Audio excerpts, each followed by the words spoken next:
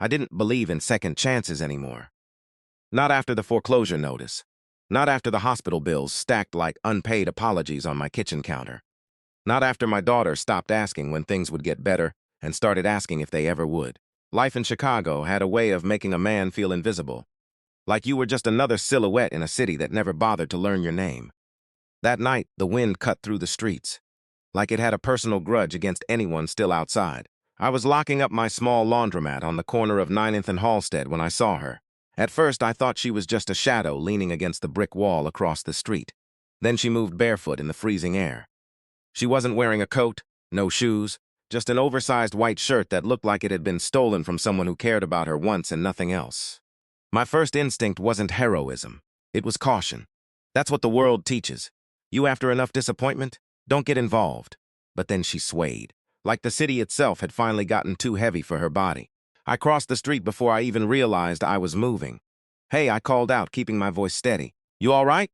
She flinched like my voice hurt her when she looked up. Her eyes were too wide, too lost, like she didn't fully recognize the world she was standing in. "I don't know where I am," she whispered. That was it. That was the moment everything in me shifted because I knew that tone. I'd heard it before in hospital hallways, in late-night phone calls, in my own mirror. I took off my jacket without thinking and wrapped it around her shoulders. She didn't resist. She just collapsed into it like warmth was something she'd forgotten existed. "My name is Marcus," I said gently. "I'm not going to hurt you, okay?" She hesitated, then nodded once. "Claire," she said like even her own name felt unfamiliar. I should have called the police right away. Any sensible person would have. But something about the way she clutched that oversized shirt, like it was the only thing she had left in the world, made me hesitate. "Let's get you inside," I said. She didn't argue. My laundromat wasn't much. 2 broken vending machines, humming dryers, folding tables worn smooth by years of tired hands. But it was warm, and right then warm was enough. I gave her a chair near the back and a bottle of water from the fridge. I kept for long nights. She drank it like she hadn't had water in days. "Do you remember what happened?" I asked carefully. Her fingers tightened around the bottle. "I remember running," she said. "I remember noise and someone telling me to be quiet. And then I woke up outside. I didn't push further. I'd learned long ago that some stories only come when they're ready." That's when I noticed the shirt again. It wasn't just oversized, it was expensive. Soft cotton, tailored stitching, a faint logo near the hem. Not something you forget you own. It looked like it belonged to someone who had money, control, and answers. She followed my gaze and pulled the fabric tighter around herself. "It was the only thing I could grab," she said quietly. "From where?" She didn't answer. Outside, a siren passed in the distance. She flinched again and I realized something else. She wasn't just lost. She was scared of being found. I gave her space, let her sit while I pretended to fix a dryer that didn't need fixing. But my mind kept circling her like a storm that refused to settle. Around 2 a.m., my phone buzzed. Unknown number. I almost ignored it, then I didn't. "Mr. Hayes," a man's voice said when I answered, firm-controlled. The kind of voice that didn't ask questions. It expected obedience. "Yes," I said slowly. "We are looking for someone, a woman. She may have come into contact with you." My stomach tightened. "I don't know what you're talking about." A pause. "She is wearing a white shirt. Property of Hayes Industries. If you locate her, do not involve authorities. We will compensate you generously." The line went dead. I stared at the phone longer than I should have. Then I looked at her. Claire was sitting on the floor now, knees pulled to her chest, staring at nothing like she was trying to remember how to exist. And suddenly, the world made a very ugly kind of sense. I walked back slowly. "You hungry?" I asked, forcing my voice to stay normal. She nodded.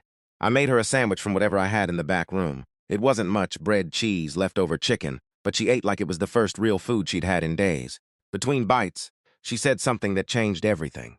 I think I was being held somewhere. My hands paused mid-motion. "Why do you think that?" She hesitated, eyes filling but not spilling. "Because I wasn't allowed to leave." Silence settled between us like something alive. I should have stepped away, called the number back, handed her over. That's what people would call responsible.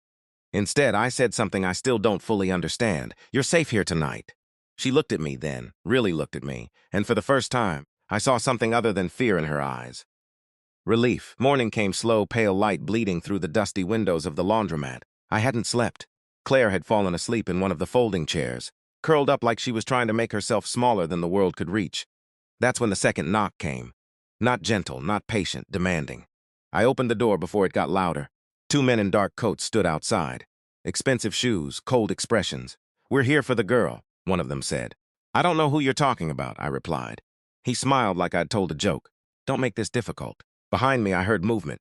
Claire was awake now. I didn't turn around. Instead, I stepped slightly to block the doorway. She doesn't want to go with you, I said. The smile faded. You don't understand what you're interfering with. No, I said quietly. You don't understand what she's already been through. There was a long silence. One of them reached into his coat. And for the first time in years, I felt something sharp and primal wake up in me. Not anger, not fear. Protectiveness. Not the loud kind. The quiet kind that doesn't ask permission. Then a voice came from behind me. Please don't let them take me, Claire. I turned slightly. She was standing there in my laundromat, wearing my old shirt now, the one I'd given her after hers got dirty. It hung loosely on her frame, sleeves too long, collar slipping off one shoulder. She looked small but not broken, not anymore. And I realized what that sight meant. She wasn't just wearing my shirt. She was trusting me with her life. Something inside me snapped into place. I closed the door halfway. Leave, I said to the men. They didn't move, so I added quieter this time, or I call every cop in this city and tell them exactly where you are standing. That did it. They left. No threats, no final words, just the realization that sometimes control only works when people are too afraid to challenge it. When the door locked again, the silence felt different. Claire was shaking. I turned to her. It's over, I said, but she shook her head. No, she whispered. It's not. They'll come back. I nodded slowly. Then we make sure there's nothing to come back for. That was the beginning. The calls I made that morning weren't to police alone. They were to a reporter I barely knew, to a lawyer who owed me a favor, to a friend who still believed in fighting battles that didn't belong to him. By noon, names were being spoken out loud that had once been untouchable. By evening, headlines started shifting. And by nightfall, Claire was no longer just a nameless woman in an oversized shirt. She was a whistleblower, a survivor, a person the world had finally decided to see. Weeks later, when everything settled, after investigations, after testimonies, after the quiet collapse of people who thought they were untouchable, Claire came back to the laundromat. She didn't look like someone running anymore. She looked like someone choosing. She handed me my shirt, freshly washed. I kept it, she said softly, because it was the first thing that didn't feel like it belonged to them. I shook my head. Keep it, I said. She smiled for the first time. A real one. What for, she asked. I looked around the laundromat, the broken machines, the flickering light. The life I thought had shrunk too small to matter. And I realized something I hadn't expected. It wasn't small. Not anymore, because sometimes I said the hesitation. Outside the city kept moving.